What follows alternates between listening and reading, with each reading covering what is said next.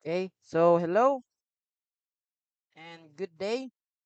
So today we will be having an example on how are we going to solve for the volume of a solid of revolution using circular circular disk method.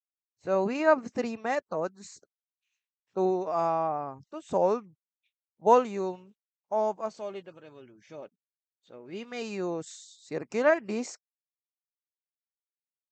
washer method, as well as the cylindrical method depending upon the problem and depending sa strip na gagamitin natin. So today, ang i-discuss natin is about circular disc method. So imagine if we have an x and y axis. Okay, so drawing muna tayo. Okay. Imagine we have x and y axis. And meron tayong graph ng curve na ganyan. So kung papansinin nyo, if that is our curve, ibabound natin siya sa boundaries na to. Also, sa boundary na to.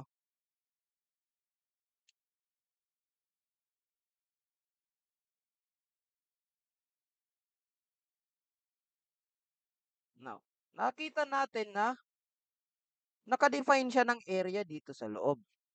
And by here, we can say na pwede tayong gumawa dito ng vertical strip to determine the area na naan dito sa loob.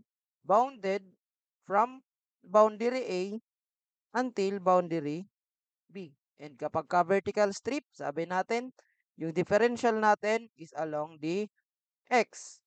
And we all know na yung height ng strip na to is equivalent sa Y. Yung height ng strip na yan. Now, what will happen kapag ka ni-rotate natin along this axis? Halimbawa, ni-rotate natin siya sa x-axis. What will happen to the area bounded inside of this curve? Okay? So, di ba pag ni-rotate natin yan, parang magiging ganito yung itsura ng area natin or ng shape natin. So, magkakaroon tayo ng more like pa ganyan. Tapos ito naman dito.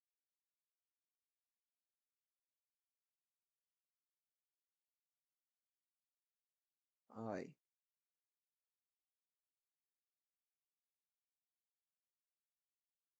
Magkakaroon tayo ng three-dimensional object in which nandito yung ating center of rotation. So, pag inikot natin. Now, pag inikot natin, syempre, pati yung ating strip, may ikot din natin yan. Iikot din siya and parang makaka-generate yan ng cylinder o kaya ng circular disc. It will generate ito, itong ating differential strip. Once na pinag-ikot natin, syempre makaka-generate yan ng circular disc. Okay? Kaka-generate yan ng circular disc. Parang ganito yung circular disc natin. Yan.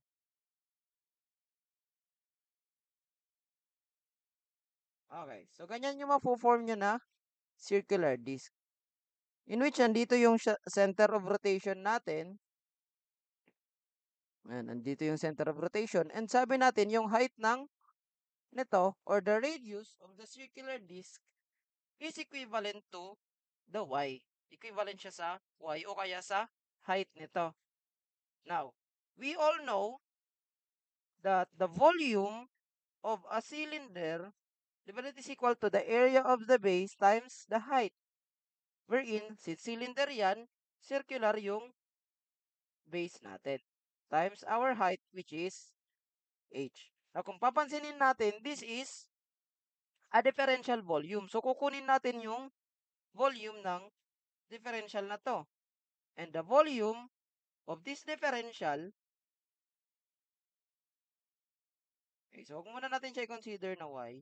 Let's assume it first as our r, o kaya yung radius nung differential natin. So, di ba that is equal to pi r squared?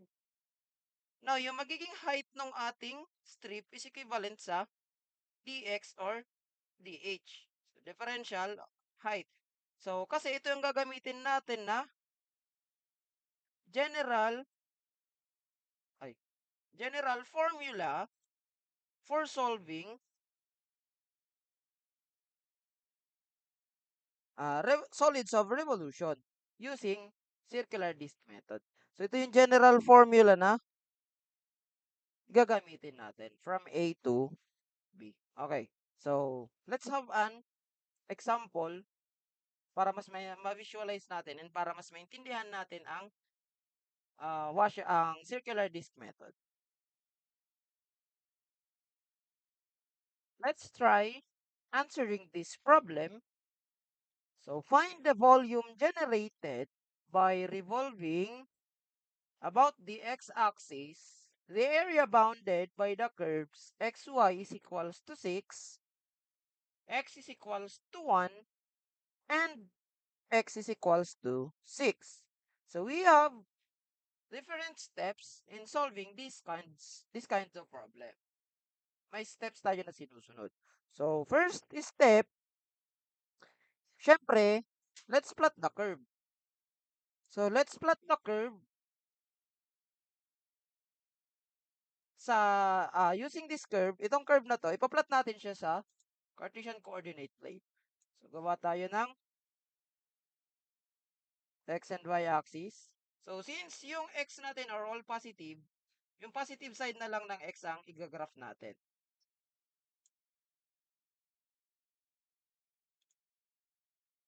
Okay.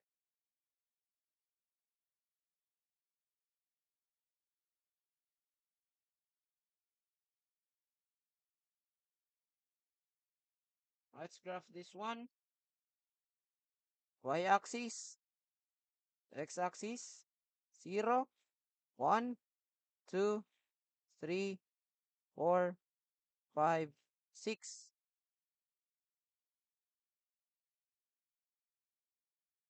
Okay. Sabi dyan, x is equals to 1 and x is equals to 6. Yan na ang unahin natin since madali yan na i-graph. Ang x is equals to 1 is a vertical line. Diba? Wherein all values of x is equal to 1. Kaya nga, x is equal to 1. Ang x is equals to 6 is also a vertical line. Okay? Yan. In which lahat ng values ng x is also nasa 6.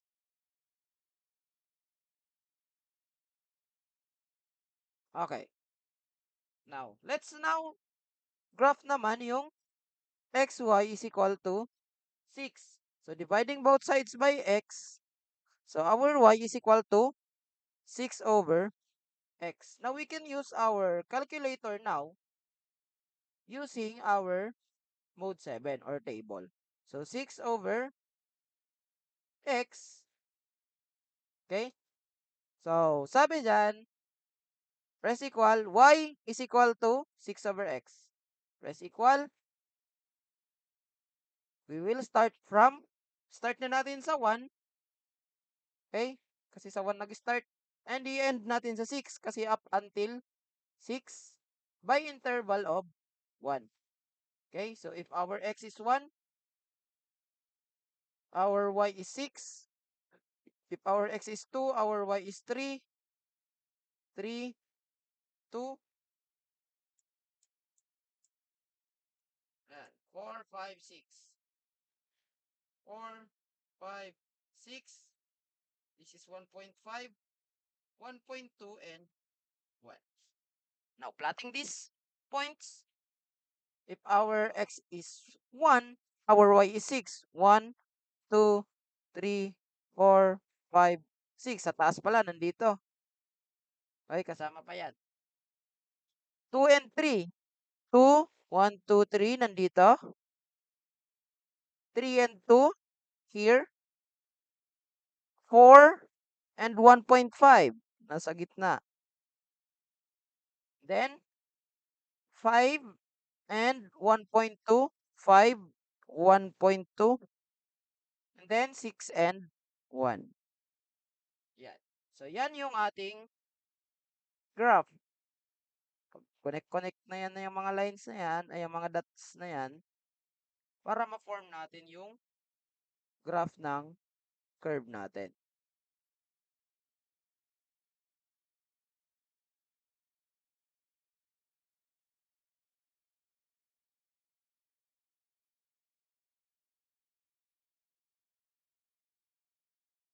Okay.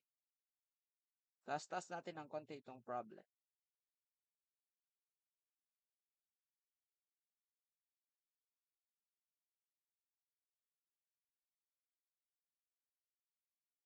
Okay? So, ito na yung graph natin. In which, this is now our function na xy is equal to 6. Revolving about the x-axis. Dito raw natin siya i-revolve sa x-axis. Erase na natin to.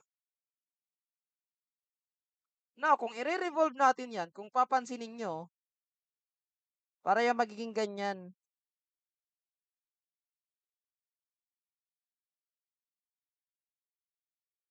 Oh, hanggang dito. Gitna.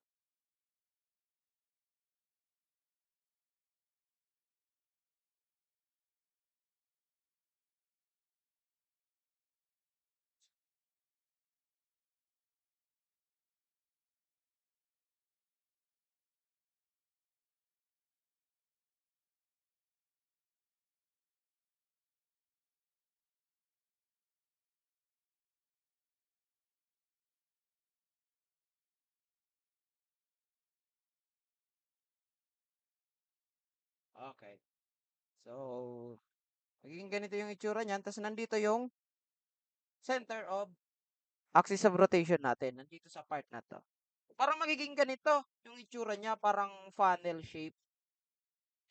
Yan, pag ni-revolve natin. Now, we will make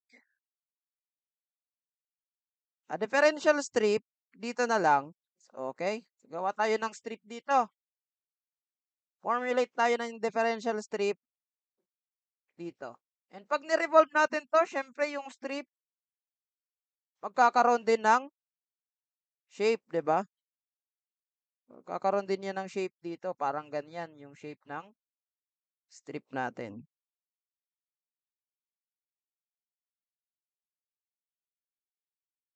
Okay. Ito na yung shape ng strip na ma-generate natin. Now, in solving for this one, syempre, using yung general formula natin na V is equal to pi, the integral of r squared dh from A to B. Ito na yung magiging r natin, di ba? R. Tapos yung dh natin, ito, since yung strip natin is vertical, so differential natin is along x, and yung height ng strip natin is equivalent sa y. So let's substitute this sa general equation. Our differential volume now is equal to the pi y instead of y, r, y na, y squared dx. Integrating both sides. So v is now equal to pi, the integral of y squared dx. Ito na yung equation natin. Now, we now find for the limits. So, yung limit natin, magsisimula mula dito hanggang dito. Kasi hanggang dito yung pag-ikot nung revolution natin. Hanggang dyan yung graph nung curve natin. So, yung limit will start from 1 up until 6. Now, since this is in terms of x, kailangan yung y, palitan natin in terms of x, magiging pi, from our equation na xy is equals to 6, y is equal to 6 minus x. Ito ang gagamitin natin na pang substitute. So, palitan natin to. yung y ng 6 over x squared dx from 1 until 6. Okay? This will now become pi, the integral of 36 over x squared dx from 1 up to 6. Now, evaluating this integral, our volume is now equal to pi, the integral of 1 to 6 of, yung 36, pwedeng ilabas na natin. Tapos yung x squared sa baba, dalhin natin sa taas. Negative 2 dx. So, power formula na lang to. Volume now is now equal to 36 pi times x. Negative 2 plus 1 is negative 1 over negative 1 d, ah, wala nang dx. Limit na from 1 until 6. Now, applying limits. So, upper limit minus lower limit, magiging 36 pi times. Upper limit natin is 6 raised to negative 1 over negative 1 minus our lower limit na 1 raised to negative 1 over negative 1. Using our calculator, balik natin sa 1, mode 1. 36 times, huwag muna natin isama yung pi. 6 raised to negative 1 over negative 1 minus 1 raised to negative 1 over negative 1. Okay, so this is now equal to 30 pi cubic units. So that's how we solve for volumes of solids of revolution using circular disk method. Okay, so thank you and have a good day.